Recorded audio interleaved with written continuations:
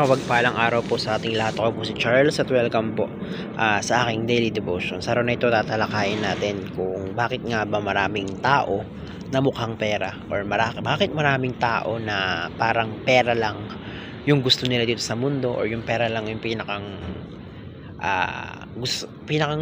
hinahangad nila, no? So Bible reading natin ngayon is Jeremiah chapter 2 verse 5. Sabi rito, "This is what Lord says, what fault did your ancestors find in me, that they strayed so far from me? They followed worthless idols and become worthless themselves." Sa Tagalog, anong ba ang nagawa kong kamalian at ako tinalikdan ng inyong mga magulang? Sumamba sila sa mga walang kabuluhang Diyos-Diyosan, kaya sila'y naging walang kabuluhan din. So punta tayo sa unang katuruan. Sabi rito, God commands us to worship Him so that we may become like Him. So kumbaga sinasabi rito na inutusan tayo ng Panginoon na sambahin siya. Inutusan tayo ng Panginoon na siya yung i-worship, na siya yung sambahin natin dito sa mundo. Siya yung gawin nating Diyos sa mundo. Pero ang problema panahon ngayon, maraming mga tao ginodiyos na nila yung pera.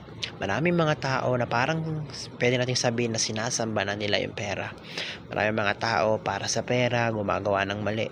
Para sa pera pumapatay, para sa pera nanlalamang, para sa pera nananakit ng kapwa.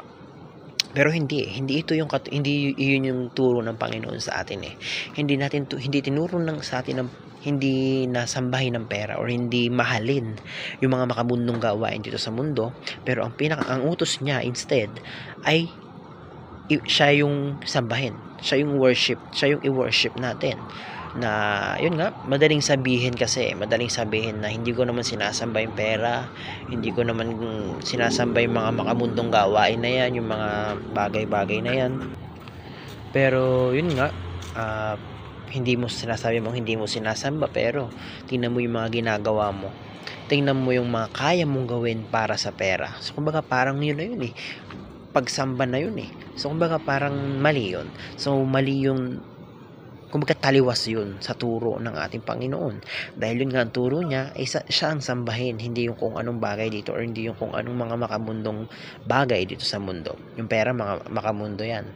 So sa ikalawang teaching, ang sabi rito, God created us in His image, but He did not make us to become God. So yun, kung alam naman natin lahat na ginawa tayo ng Panginoon, nilalang tayo ng Panginoon sa kagaya niya. So kung ibig sabihin kung ano yung itsura ng Panginoon, yun yung pinaggayahan sa atin. Pero hindi ibig sabihin nun, although pareho tayo ng itsura or pareho tayo ng katawan, ng appearance sa Panginoon, hindi ibig sabihin nun ginawa niya na tayo para maging God ourselves. Hindi ginawa niya tayo nakagaya niya, nakamukha niya, pero hindi ibig sabihin nun ginawa niya tayo para maging Diyos din. So nasabi rito na sa mundo maraming kasi mga ganun eh. Maraming mga tao sabi natin para sa pera, para sa kasiyahan. Kumbaga tinuturing na nilang Diyos yung sarili nila, or rather wala na silang Diyos na tinuturing. So kumbaga, yes, kamukha natin ng Diyos. Yes, parehas tayo ng appearance ng Diyos. Yes, ginawa tayo sa image niya, pero tao lang tayo, servant tayo ng Panginoon, and dapat wala tayong ibang pinagsisilbihan kundi ang Panginoon lamang, hindi yung mga material na bagay dito sa mundo. So sa ikatlong teaching, ang sabi nito, God shares His attributes with us, giving us greater responsibility than all other creatures. So yun nga, dahil ikaw ay kamukha ng Diyos, ginawa ka ng Diyos na kagaya niya, kamukha niya, meron tayong responsibilidad. Sa atin binigay yung pinaka malaking responsibilidad dito sa mundo natin. Dahil yun nga, naalala natin na sinabi ng Diyos kay Adan pala, na ikaw ang maghahari dito sa mundo. Ikaw ang magbibigay ng pangalan sa mga kung ano-anong hayop, kung ano-anong bagay na nandito sa mundo. So pinapakita lang na yun na may authority ka. Ikaw ang may otoridad dito sa mundo.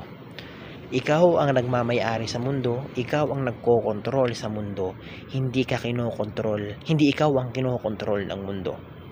Ibig sabihin nun, hindi ka kinokontrol ng mga makamundong bagay. Unang-una yung pera. Marami kasi mga tao sa atin na, ayun nga, nabubulag na para sa pera, naloloko. Para sa pera, nawawala. Para sa pera, gumagawa ng kasalanan. Para sa pera, sumusuway sa Diyos. So, tayo yung may malaking responsibilidad sa lahat ng ginawa niya. So, dapat nating panindigan iyon. So, sa unang application, punta tayo sa sabi rito, paano ba natin ito may apply sa ating mga buhay? Pursue God, not money or anything else. So, dapat wala tayong pine-pursue, wala tayong ibang piniplis dito sa mundo, wala tayong ibang gustong paglingkuran dito sa mundo, kundi ang Diyos lamang. Hindi yung mundo itself, hindi yung makamundong bagay, lalong-lalo na yung pera. Sabi na nga, wag mong gawin Diyos ang pera. Wag mong pagsilbihan ng pera. So, sa ikalawang application, sabi nito is, strive to be Christ-like in all we say and do. So, nilikha tayo ng Panginoon na kagaya niya. Nilikha tayo ng Panginoon kagaya ni Kristo. So, dapat lamang na nasikapin natin na maging katulad din tayo ni Kristo. Mamuhay tayo kung paano siya dito namuhay sa mundo. Gumawa tayo ng mabubuti sa kapwa. Wag nating suwayin ng Panginoon. Ayan yun. Sikapin natin na maging kagaya ni Kristo. Araw-araw, let's try na pabutihin yung ginagawa natin. Let's try na gumawa ng kabutihan sa mundo and sa kapwa. Sa ikatlong application, sabi rito, live in readiness for the day of judgment. So, yun na nga. Balang araw darating yung judgment. Balang araw darating yung paghuhukom. So, dapat maging handa na tayo ngayon. Maging handa tayo na alam natin na naging mabuti tayo dito. Alam natin na Diyos ang sinamba natin. Alam natin na hindi tayo sumamba sa kahit na anong bagay, lalong-lalo na sa pera. So, maging handa tayo na balang araw, totoong darating talaga yung paghuhukom and yung judgment. So, dapat ngayon pa lang, sinusubukan na nating maging handa doon. Sa paanong paraan, sa pang-araw-araw, gumawa ka ng mabuti, tumulong ka sa kapwa mo, sundin mo ang Diyos, sundin mo yung mga utos niya.